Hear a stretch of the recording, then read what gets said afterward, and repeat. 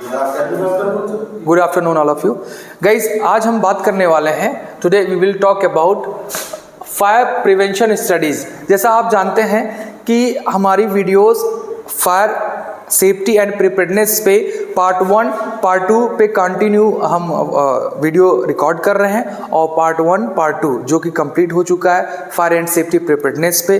First part में हमने fire and safety preparedness में कुछ बेसिक सी चीज़ें जानी। पार्ट 2 में कॉमन कॉजेज ऑफ फायर जाना, क्या कारण होते हैं, आग लग जाते हैं कैसे, क्या रीजंस होते हैं, उनको कंप्लीट किए। Now we will talk about fire prevention strategies. अब हमें स्ट्रेटजीज बनानी है। स्ट्रेटजीज का मतलब क्या होता है? रणनीति क्या है, कैसे आप फायर प्रिवेंशन का मतलब क्या होता है?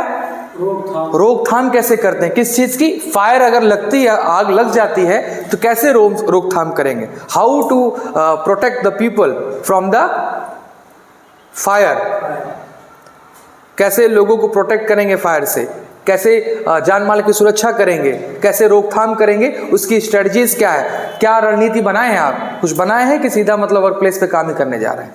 ये नहीं, ठीक है। इसलिए रणनीति होना बहुत जरूरी है। This is a part 3 guys. Okay, चलिए ज़्यादा टाइम ना वेस्ट करके तुरंत कंप्लीट करते हैं वीडियो, ठीक है। रेगुलर मेंटेनेंस, हमें सबसे पहले क्या करना चाहिए? साइट पर जहाँ पे काम चल रहा है वहाँ पे रेगुलर मेंटेनेंस होना चाहिए, क्योंकि कोई चीज़ रेगुलर मेंटेन होती रहेगी तो फायर लगने की संभावना कम हो जाती है, रिस्क का लेवल जो होता है गाइस वो कम हो जाता है। समझ में आ रहा है?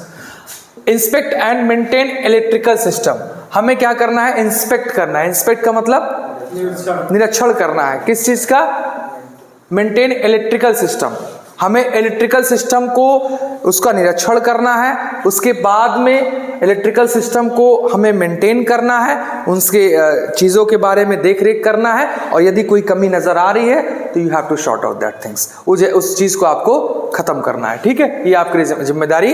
हीटिंग इक्विपमेंट्स एंड अप्लायंसेस, कोई इक्विपमेंट हीट हो रहा है, फॉर एग्जाम्पल आप प्रेस यूज़ कर रहे हैं या इंडक्शन यूज़ कर रहे हैं, या आपकी टीवी या कोई भी अप्लायंसेस वो हीट कर रहा है, मोटर या कोई भी चीज़, ठीक है, पंप हो या कुछ हो, तो हीट कर रहा है, उसमें ताप निकल रहा है, तो आप समझ जाइए कि ये अप्लायंसेस या ये इक्विपमेंट जो है खराब होने की कंडीशन में है। इसको यूज़ करेंगे तो आग लग सकती है और पूरे घर में जो है आग फैल सकती है, जिसके कारण कोई मटेरियल रखा होगा, कोई ज्वलनशील पदार्थ रखा होगा, कपड़े रखे होंगे, वुड है, प्लास्टिक्स है, तो इनसे आग लगने की संभावना बढ़ती है। पता ही नहीं, जैसे हम कंबस्टेबल मटेरियल्स बोलते हैं गाइस। हियर वी गो, आगे बढ़े गाइस। थोड़ा स्पीक लाउडर, थोड़ा तेज बोला करिए, ऐसा लगता है कि दम नहीं है, अभी पूरा एकदम खा पी कर आए तब भी हाल है। चलिए, सेफ स्टोरेज का भी ध्यान देते रहिए, ठीक है। सेफ स्टोरेज, सुरक्षित जगह पे स्टोरेज करें, जैसे store flammable materials in the appropriate containers. जो फ्लेमेबल मटेरियल्स हैं, जो कि लिक्विड पदार्थ हैं, उनको कहाँ पे एप्रोप्रिएट मतलब पर्याप्त या बेहतर जगह पे जहाँ हो वहाँ पे उस कंटेनर्स में, और लोकेशन जहाँ पे बताएगा वहीं पे रखें। हर सामान को इधर उधर नहीं रखा जाता है, इस वजह से कि वो रिस्क का लेवल बढ़ाता है। इसलिए जहाँ स्टोरेज एरिया हो, लोकेशन, वहीं पे उस सामान को रखा जाओ, कि फ्लेमेबल लिक्विड से वो तो और ज्वलनशील हो सकती है, फ्लेमेबल हो सकती है, बहुत खतरनाक हो सकती है, ठीक है। तीसरा पॉइंट है वर्क प्लेस सेफ्टी प्रोटोकॉल्स। कार्यस्थल पे प्रोटोकॉल्स का बहुत बड़ा एक नियम है। एक IAS ऑफिसर से मिलना हो तो उनके प्रोटोकॉल्स होते हैं। एक नेता से मिलना हो, नेताजी से मिलने के लिए आसानी नहीं होती। आप सोचते हैं नेताजी कोई लाइटली मैंने मत लीजिए, नेताजी बड़े चेहरे होते हैं, जो भी राजनेता हैं, समझ में आ रहा है। उनसे मिलने के लिए उनके असिस्टेंट से, उनके PA से आपको अपॉइंटमेंट लेना पड़ेगा, वो देन अप्रूवल देंगे, then you can meet to him, otherwise you won't meet to him, नहीं मिल पाओगे, समझे। ये प्रोसेस होता है। तो प्रोटोकॉल्स हमारे साइड पे भी चलता है, वर्क प्लेस पे एक प्रोसेस होता है, स्टेप बाय स्टेप काम करना होता है, उस प्रोटोकॉल से हमें काम करना होता है। जैसे इम्प्लीमेंट फायर सेफ्टी ट्रेनिंग, ये फायर एंड सेफ्टी ट्रेनिंग हमें देना चाहिए, ठीक है। इस्टेब्लिश फायर प्रिवेंशन पॉलिसीज, और हमें कोशिश करनी चाहिए जो फायर प्रिवेंशन की पॉलिसीज है, जो नियम और कानून बताया गया है, उसके आधार पे काम कराया जाए। कहाँ पे? कार्यस्थल पे, समझ में आया। उसके बाद में है पब्लिक अवेयरनेस। पब्लिक अवेयरनेस बहुत जरूरी है guys.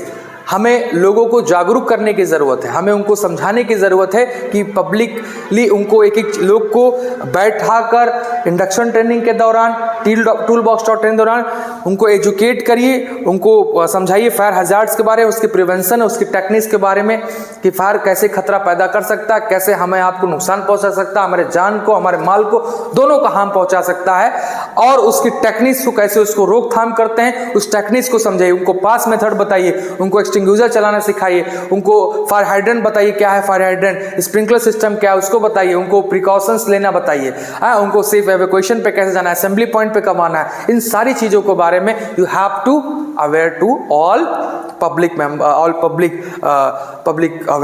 awareness. You have to create public awareness on your site, on your location, जहाँ पे आप हैं, जहाँ काम कर रहे हैं उस जगह पे आपको क्रिएट करना है, आपको उत्पन्न करना है पब्लिक अवेयरनेस को, ठीक है।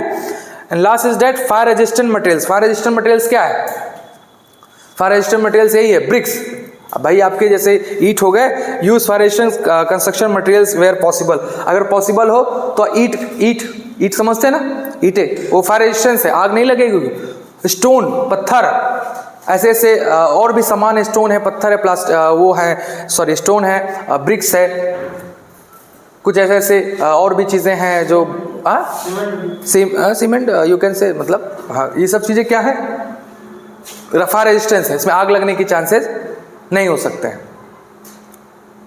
ये स्टोन है, ये पत्थर, ये सब मजबूत है, फायर रेजिस्टेंस है, इनमें आग लगने की पॉसिबल है। जहां अगर जरूरत पड़े तो इनको यूज करिए वेयर पॉसिबल, ठीक है गाइस। तो पार्ट 3 ये इट हैज बीन कंप्लीटेड, ये कंप्लीट हो चुका है। किसी को कोई डाउट है you can ask to me guys, पूछ सकते हैं। और ऐसे वीडियो के लिए हमारे चैनल को लाइक करिए, शेयर करिए, सब्सक्राइब करिए। और SMS academy fire and safety में किसी को भी कोई कोर्स करना है तो SMS academy fire and safety जो कि सुल्तानपुर में स्थित है, आप लोग आके नेशनल इंटरनेशनल कोर्सेज में इनरोल कर सकते हैं, अपने भविष्य को सुनहरा बना सकते हैं। Thank you so much guys.